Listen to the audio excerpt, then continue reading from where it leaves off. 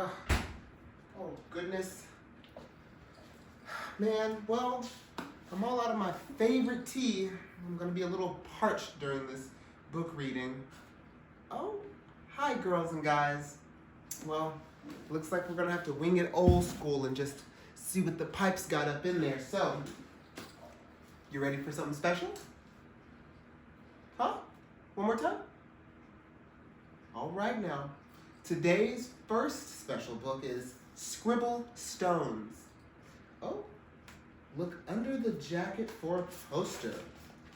We'll save that for later for you guys. Scribble Stones. This book belongs to whoever signs it first, okay?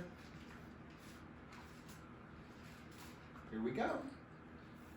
This story is about one happy stone who was gray and round and rarely alone. He lived with the others, all stacked in a pile, and waited calmly with a large, friendly smile.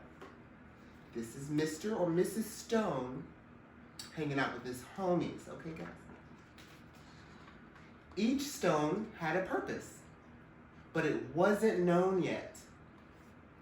Some would be landscaping, and some a stone pet. There were so many things that the stone could be.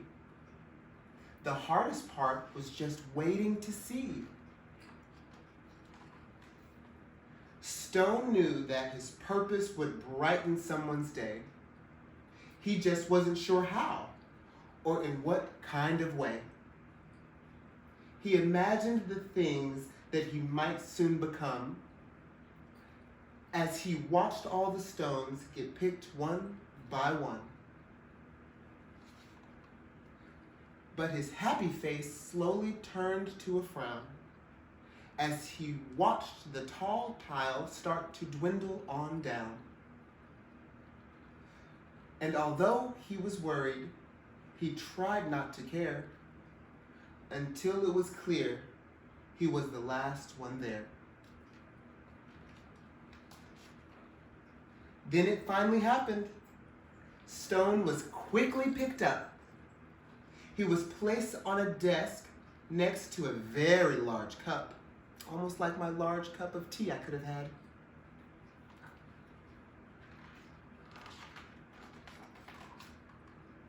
As Stone looked around, he thought, "This is so great." But he soon discovered he was a dull paperweight. I'm supposed to bring happiness, not hold paper still. There must be a mistake. This just can't be my skill. Then all of a sudden, a splatters flew high, and then some bright scribbles came wiggling by. Show me your best wiggle. Wiggle, wiggle, wiggle, wiggle. Okay, you got all the wiggles? Wiggle some more. Wiggle it, wiggle. All right, you got the wiggles out? They were headed right towards the short paper stack, and they filled up the paper on the front and the back. Kind of like this outfit. Scribbles on the front all the way to the back. And in my hand. They were all marked. Got a little tongue tied. They were all making art. It was happening so fast. Stone feared that the paper would simply not last. He couldn't believe just how much the pile grew. Then he heard a small cry from the fun splattered crew. We knew that this pile was getting too tall. There is no more paper. We have used it all. The scribbles all cried. They now saw it all. They now saw it too. This is a disaster. And what will we do? There's no more paper. It's way too tall. The Scribble crew just is at a loss for surface, it seems. Stone didn't want the Scribbles to cry, so he thought of something that they all could try. He slowly rolled down the very large pile and said, I know how to make you all smile. I know I'm not paper, but I like art too. Do you think you could spare some red, yellow, and blue? They loved the idea and could not wait to start. Scribble began making a happiness heart. Splatter then painted some pale baby blue. Another Scribble added a sun golden hue. It didn't take long before some stones showed up, and soon the line grew behind the large red cup. To Stone's surprise, he was picked up once more. He had never heard of this happening before. More art was added, and he was on his way to become a small gift to brighten someone's day. Nearby, another Stone's journey had begun. He was spreading such happiness, having great fun. Every time he traveled, someone added their part. Sometimes just a scribble, sometimes fancy art. Look at the stones, you see.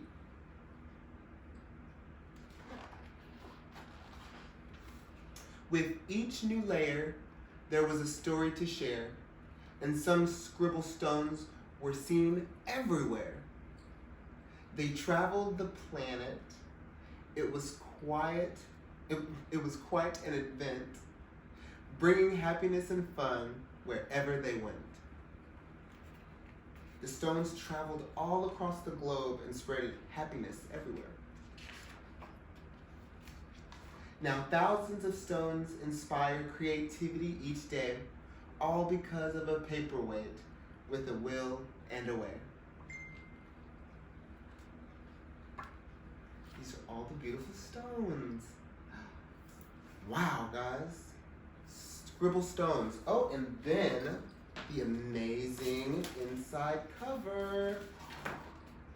Oh my gosh. Find a stone and add some art, a scribble, a splatter, or a happiness heart. Then give it away and let someone know that this scribble stone makes happiness grow. Scribble stone. Wow, you guys. So, the one thing I learned about scribble stone is that you can make anyone happy with just a will and a way. I think we all should go find a stone outside and scribble away. I think I'll go do that now. All right, you guys, I found me a scribble stone to start off. But unfortunately, I don't have paint or markers, but I do have fingernail polish, and it's my favorite color, orange. So, with your parents' help and a clean surface, don't try this at home, kids, start your first scribble art. You hear my puppies? They had a little scratch behind their ear. So, I'm going to make a scribble heart. And then, I'm gonna pass this rock to all of you so you can scribble on it and I can get it back and it's beautiful. I'm excited. Let's see. I can make a scribble heart.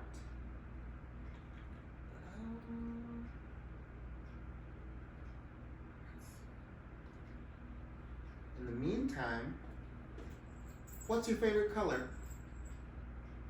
Purple? Blue? Did I hear green? Kind of far away. What color? Oh, that sounds like a pretty one.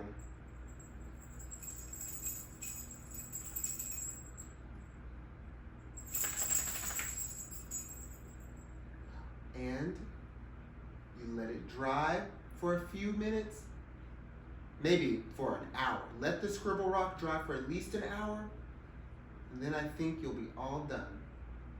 All right, you guys, simple as that. My first Scribble heart for all of you. Enjoy. Oh, what in the world? Whoa, looks like some magical book fairy put another book to read in my chair. The Tale of Peter Rabbit. The Tale of Peter Rabbit. What kind of face does a rabbit make? Can you show me? I don't really know. Do it again? So, like a bat that's a rabbit? Oh, okay. Well, funny that you mentioned that. I think I have a bunny friend who would want to read this book to you a lot more than me, so I'm gonna go find my hoppy pal and I'll be right back.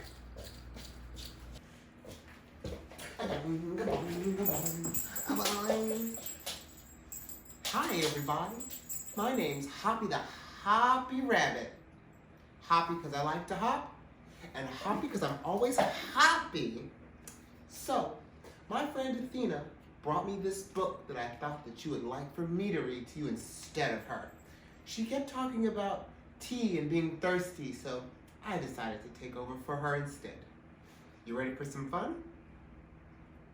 Are you ready for some hoppy fun? All right, here we go. The Tale of Peter Rabbit. Once upon a time, there were 4 little rabbits, and their names were Flopsy, Mopsy, Cottontail, and Peter. They lived with their mother in a sank bank underneath the root of a very big fir tree.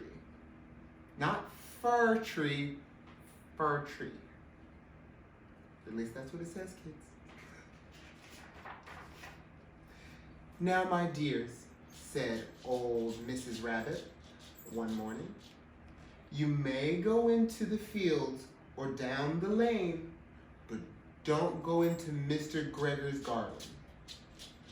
Your father had an accident there. He was put in a pie by Mr. McGregor. That's some accident, folks. Now run along and don't get into mischief. I'm going out. Then old Mrs. Rabbit took a basket and her umbrella and went through the woods to the baker's. She bought a loaf of brown bread and 5 currant buns. Flopsy, Mopsy, and Cottontail, who were good little bunnies, went down the lane to gather blackberries. I actually know another lovely book story time reader named Blackberry. It's interesting. But Peter, who was very naughty, ran straight away to Mr. McGregor's garden and squeezed under the gate. First, he ate some lettuce and some French beans, and then he ate some radishes. It's good to eat your vegetables. If you're a hearty, happy rabbit like myself, you eat lots of carrots and they're good for your eyes. And then, feeling rather sick, he went to look for some parsley to calm his tummy.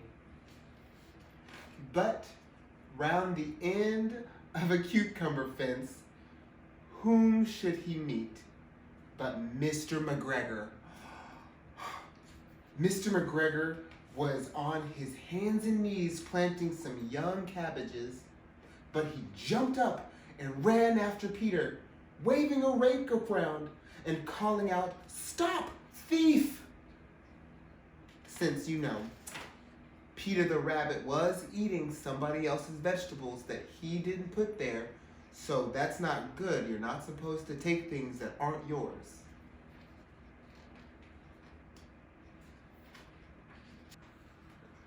Peter was most dreadfully frightened. He rushed all over the garden, for he had forgotten the way back to the gate. He lost one of his shoes among the cabbages, and the other shoe amongst the potatoes.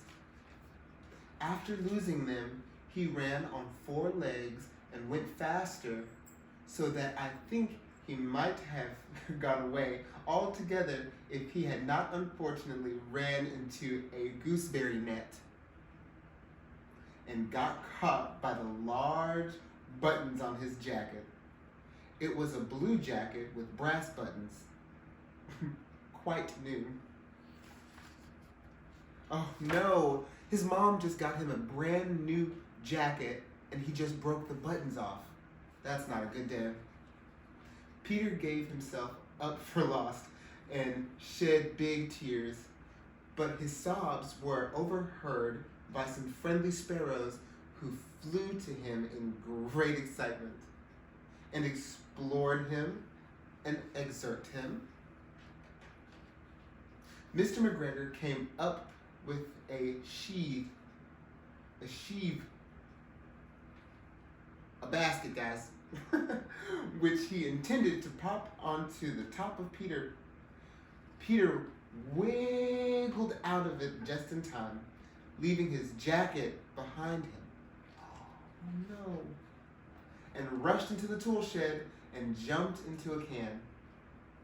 It would have been a beautiful thing to hide in if it had not had so much water in it. Mr. McGregor was quite sure that Peter was somewhere in the tool shed, perhaps hiding underneath the flower pot. He began to turn over carefully, looking under each.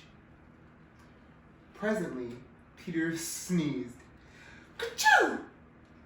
Mr. McGregor was after him in no time. And tried to put his foot into Peter. Put his foot right into him, just kick him out of the shed. Who jumped out of the window, upsetting 3 plants. The window was too small for Mr. McGregor, and he was tired of running after Peter. He went back to his work. Peter sat down to rest. He was out of breath and trembling with fright, and he had not the least bit idea which way to go. Also, he was very damp with sitting in the can. After a time, he begun to wonder about going lippity-lippity, not very fast, and looking all around. He found a door in a wall, but it was locked, and there was no room for a fat little rabbit to squeeze underneath. An old mouse was running in and out over the stone doorstep, carrying peas and beans to his family in the wood. Peter asked her the way to the gate, but she had such a large pea in her mouth she could not answer. She only shook her head at him. Peter began to cry. Then he tried to find his way straight across the garden, but he became more and more puzzled. Presently, he came to a pond where Mr. McGregor filled his water cans. A white cat was staring at some goldfish. She sat very, very still. But now and then, the tip of her tail twitched as if it were alive. Well, the tip of her tail is alive, kids, I'll tell you. Peter thought it best to go away without speaking to her. He had heard about cats from his cousin, little Benjamin Bunny. He went back towards the tool shed, but suddenly, quite close to him, he heard the noise of a hoe. Scratch, scratch, scratch, screech. Peter scuttered underneath the bushes. But presently, as nothing happened, he came out and climbed into the wheelbarrow and peeped over. The first thing he saw was Mr. McGregor hoeing onions. His back was turned towards Peter, and beyond him was the gate.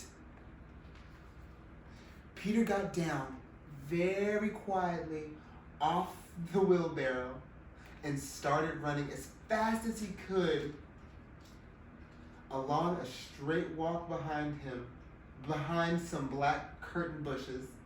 Mr. McGregor caught sight of him at the corner, but Peter did not care. He slipped underneath the gate and was safe at last in the wood outside the garden. Finally, I was getting very nervous, everybody. Let's be clear. I didn't think Mr. Peter Rabbit was going to get out of Mr. McGregor's garden. Mr. McGregor hung up the little jacket and those shoes for a scarecrow to frighten the blackbirds. Peter never stopped running or looked behind him till he got home to the big fir tree. He was so tired that he flopped down upon the nice soft sand on the floor of the rabbit hole and shut his eyes. His mother was busy cooking. She wondered what he had done with his clothes. It was the second little jacket and pair of shoes that Peter had lost in a fortnight. I am sorry to say that Peter was not very well during the evening.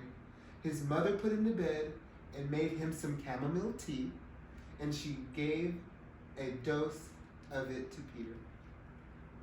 1 tablespoonful to be taken at bedtime. But Flopsy Mopsy and Cottontail had bread, milk, and blackberries for supper. The end. So, what this little bunny gathered from this story was Peter Rabbit did what his mommy told him not to do, and he got in trouble for it by only getting a spoonful of chamomile for dinner instead of the yummy blackberries and everything else like his brothers and sisters. So, the lesson to be learned from this is listen to your mommy and daddy so you won't get in trouble. Hopsy out! Ooh, bzz, baby, bzz, baby, what's all the buzz about? Hi, welcome to another tantalizing story time with the bee of the garden myself. Oh, I love the cover of this book. You see all the bees? All the honey bees? Bzz, bzz, bzz, baby. This is Winnie the Pooh. Classic. Favorite. I love it.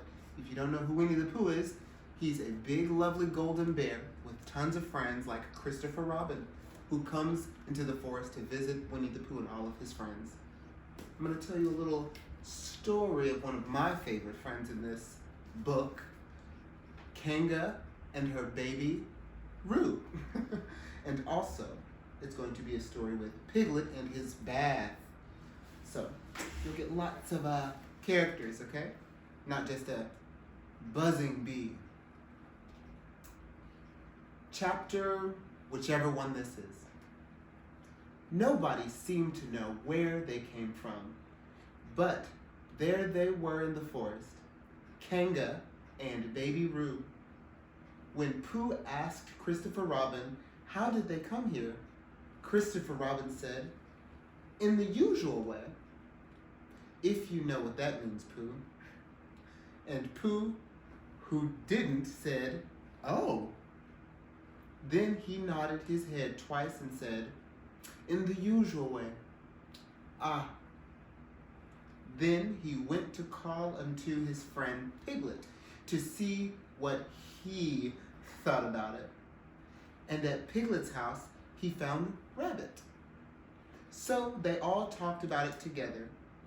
What I don't like about it is this, said Rabbit. Here are we, you, and Pooh, and you, Piglet, and me. And suddenly, and Eeyore, said Pooh, and Eeyore, and then suddenly, an owl, said Pooh. So now, at Rabbit's house, we have Piglet, Pooh, Eeyore, Owl, and Rabbit. And Owl. And then all of a sudden, oh, and Eeyore, said Pooh. I was forgetting him. Here we are, said Rabbit, very slowly and carefully. All of us. And then suddenly, we wake up one morning, and what do we find? We find a strange animal among us, an animal whom we have never heard of before, an animal who carries her family around with her in her pocket. Suppose I carry my family about with me in my pocket. And how many pockets should I want?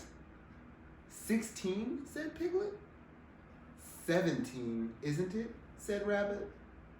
And one more for a handkerchief. That's 18.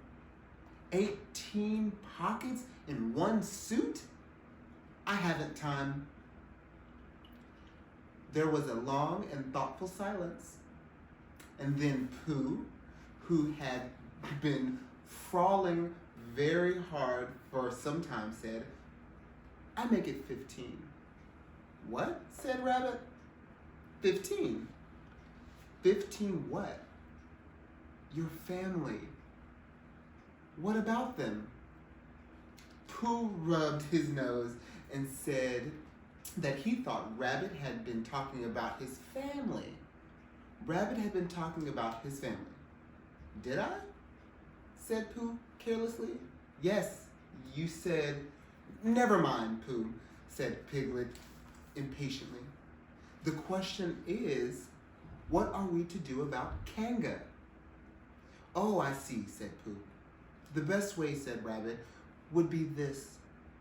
The best way would be to steal Baby Roo and hide him. And then, when Kanga says, where's my Baby Roo? We say, aha. Aha, said Pooh. Precisely. Aha. Oh, of course, he went on. We would say, aha, even if we hadn't stolen Baby Roo. Pooh, said Rabbit, kindly. You haven't any brain. I know, said Pooh humbly. We say, ah, so that Kanga knows that we know where Baby Roo is, and aha means we'll tell you where your Baby Roo is, if you promise to go away for the forest and never come back. Now, don't talk while I think. Pooh went into a corner and tried saying, aha. Aha? Ah, ah. In this short voice. Sometimes it seemed to him that it meant what Roo said, and oh, hold on, reverse that. Frickin'.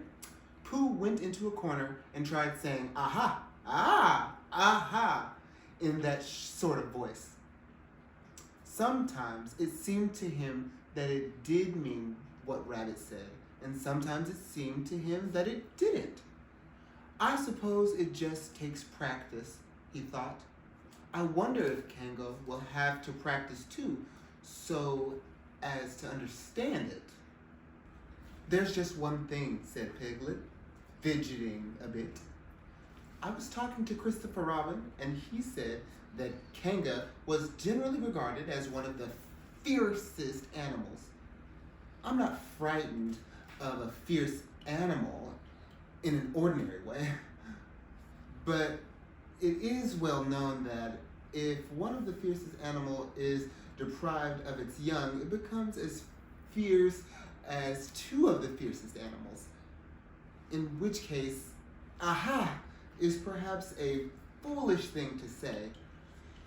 Piglet said, taking out a pencil and licking the end of it.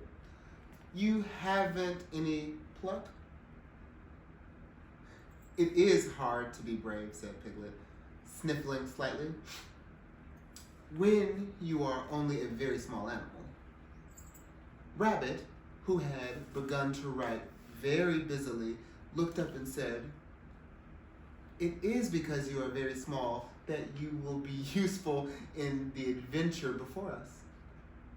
Piglet was so excited at the idea of being useful that he forgot to be frightened anymore. And when Rabbit went on to say that kangas were only fierce during the winter months, being at other times of the affectionate disposition, being at other times of an affectionate disposition, he said, he could hardly sit still. He was so eager to begin being useful at once. "What about me?" said Pooh sadly. "I suppose I shan't be useful." "Never mind, Pooh," said Piglet, confrontingly.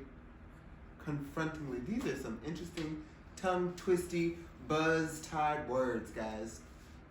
"Never mind," Pooh said. Piglet. See, look. Tongue-twisted. Tongue-tied and tongue-twisted. "Never mind, Pooh," said Piglet, comfortingly. "Another time, perhaps."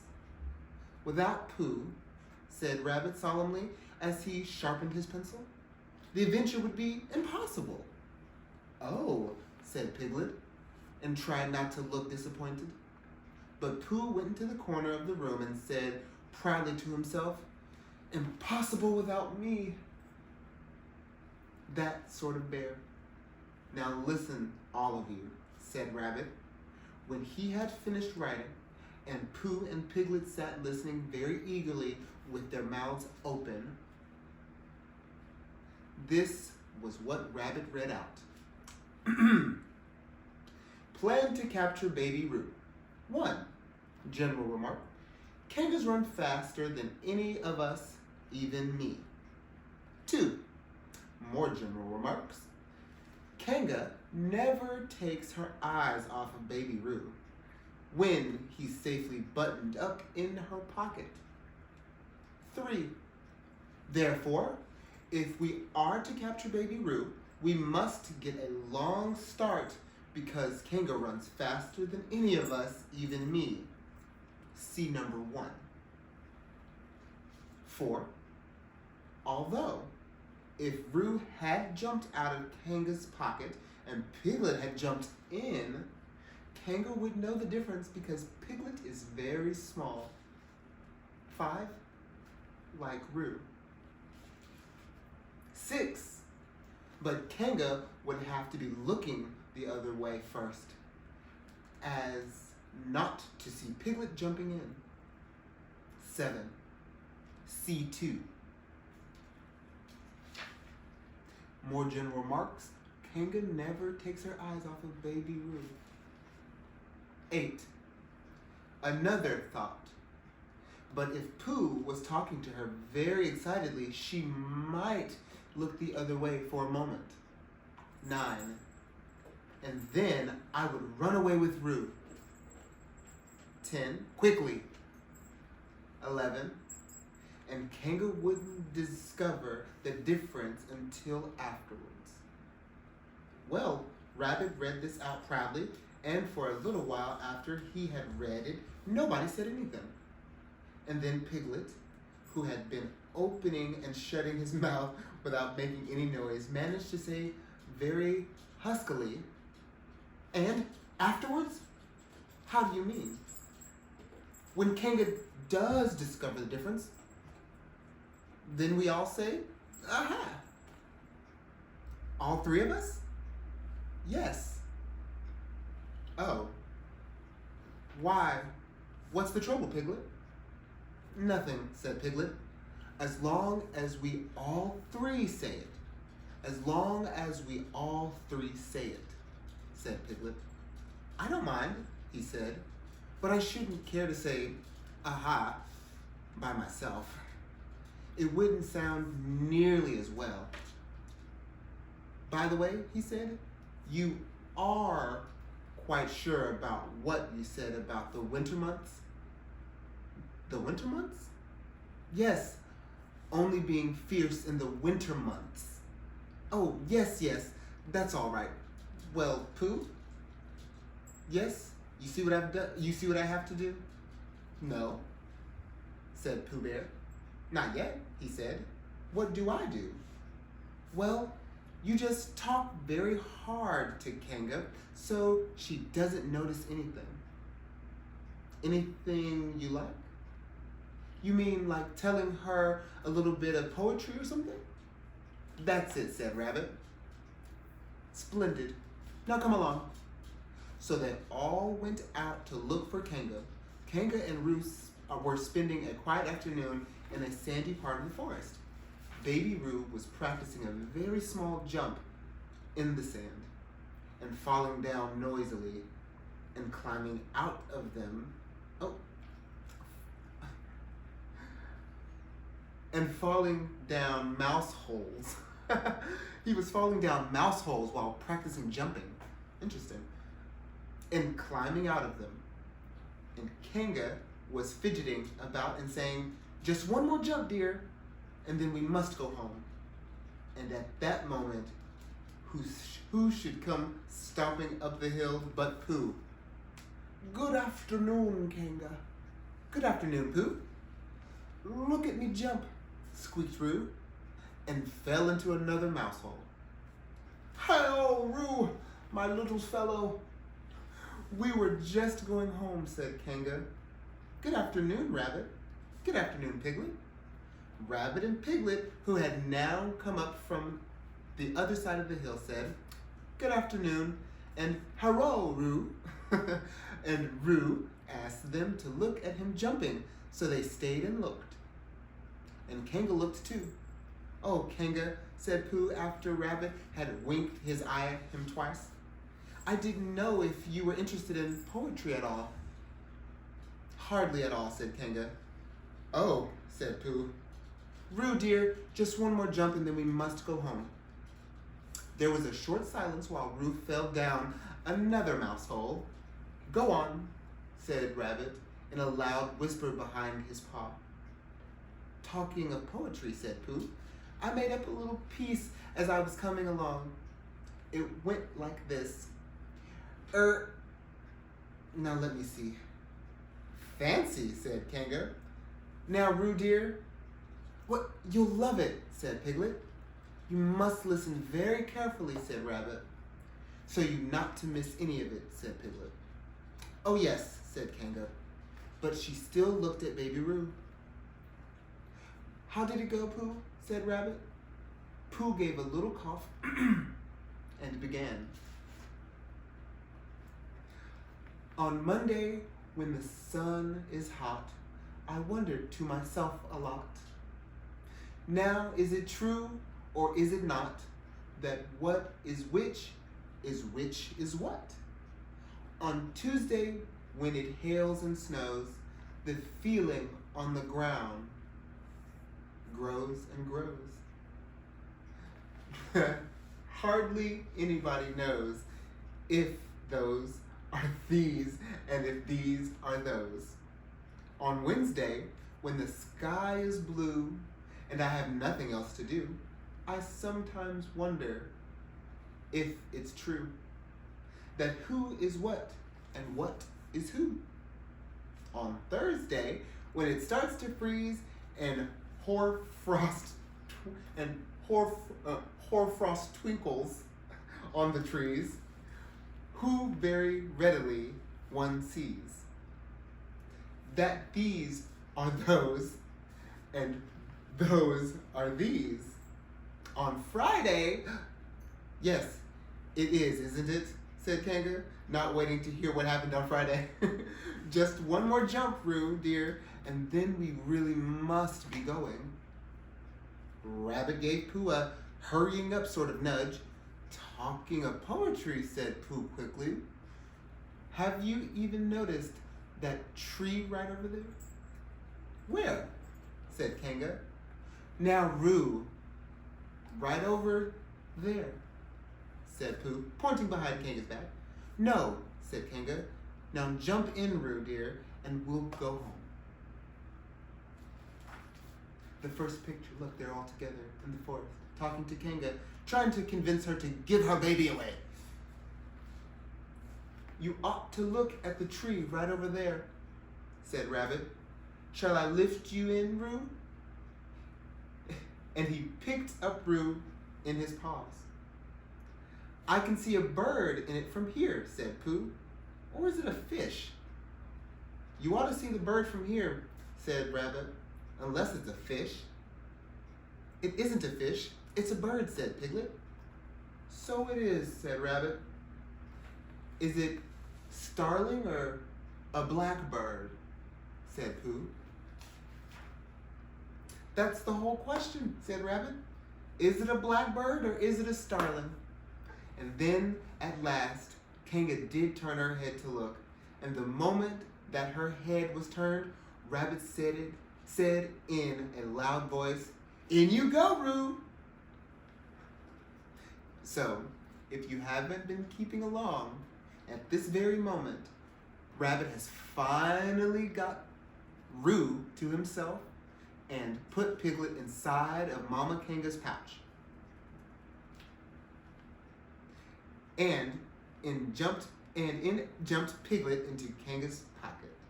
And off scrambled Rabbit with Roo in his paws as fast as he could go. Why, where's Rabbit? Said Kanga, turning around again.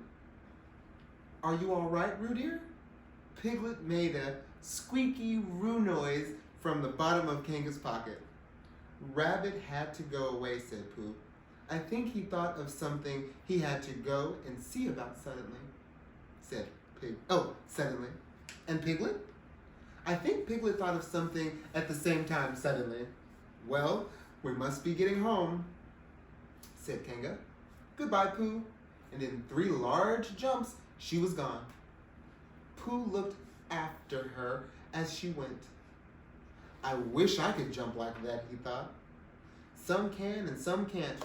That's just how it is. But there were moments when Piglet wished that Kanga couldn't. Often. When he had to long walk home through when he had a long walk home through the forest, he had wished he were a bird. But now he thought jerkily to himself at the bottom of Kanga's pocket, if this is flying, I shall never really take to it. And as he went up in the air and said, "Oh!" And as he came down, he said, "Oh!"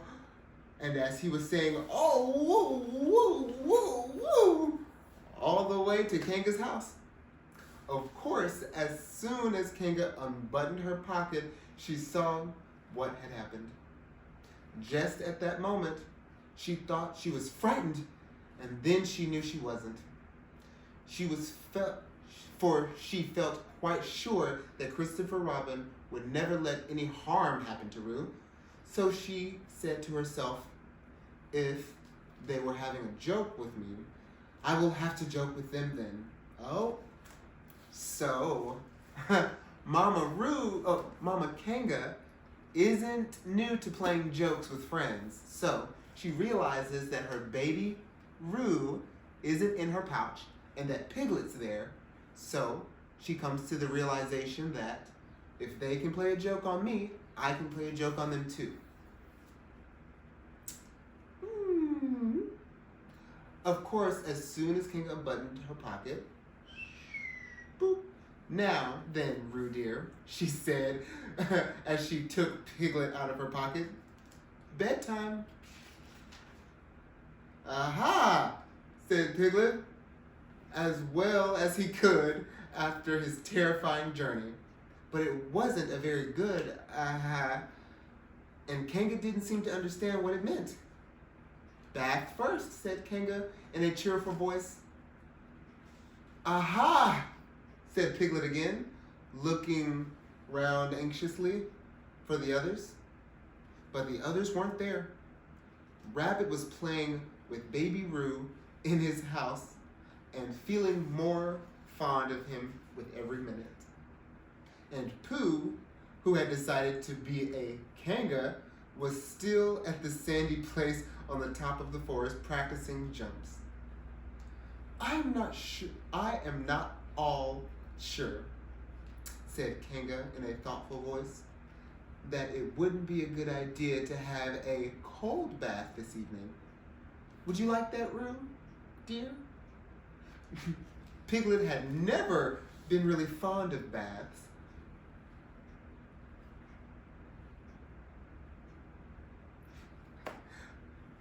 Shuddering a long, indicating shudder, and said in a brave voice that he could, Kanga, I see the time has come to speak plainly. Funny little Roo, said Kanga, as she got the bath water ready. I am not Roo, said Piglet loudly. I am Piglet. Yes, dear, yes, said Kanga soothingly, and imitating Piglet's voice too. So clever of him, she went on, as she took out a large bar of yellow soap out of the soap board. What will he be doing next? Can't you see? Shouted Piglet. Haven't you got eyes? Look at me. I am looking, Roo dear, said Kanga rather severely. And you know what I told you yesterday about making faces. If you go on making faces like Piglet's, you will grow up to look like Piglet. And then, think how sorry you will be. Now then, into the bath, and don't let me have to speak to you about it again. Before he knew where he was, Piglet was in the bath and Kanga was scrubbing him firmly with a large lather form. Well, guys, you know what I've learned from this chapter? If you're gonna play a prank on your friend, you've gotta be prepared for the consequences. Not everybody is gonna be as willing to fall for the joke as you. So if they happen to prank you back, be prepared for the consequences. She lost her baby Roo because her friend took them without asking as a joke. So she made Piglet take a bath and pretend to be Roo for the entire night. Did she get her son back safely the same day? You'll have to read Winnie the Pooh to find out, guys. All right, everybody, there was another fabulous book, Winnie the Pooh. Time for a little activity time. You ready? Everybody stand up. Get the blood flowing. Do a little bounce side to side. 1, 2, 1, 2. Bounce side to side. Stop. Left arm up. Stretch really big. Stop. Right arm. Stretch really big. And then move around in a circle. Do a little dance. Do a little dance. Get the blood flowing. Do your best dance. Get your going. And then, here are my puppies. My puppies are dancing too. Then, you're going to run around in a circle very carefully, very carefully. Then you're going to go. And you're going to go. And you're going to run. And you're going to buzz around. And stop. You tired? I'm tired. All right, guys. Then, what I want you to do, pick up your favorite book, read for another 30 minutes, and then tell your mom and dad your favorite parts. Have a beautiful day, and don't be afraid to read your favorite book in your favorite outfit. It's the best part of the day. Bye, guys.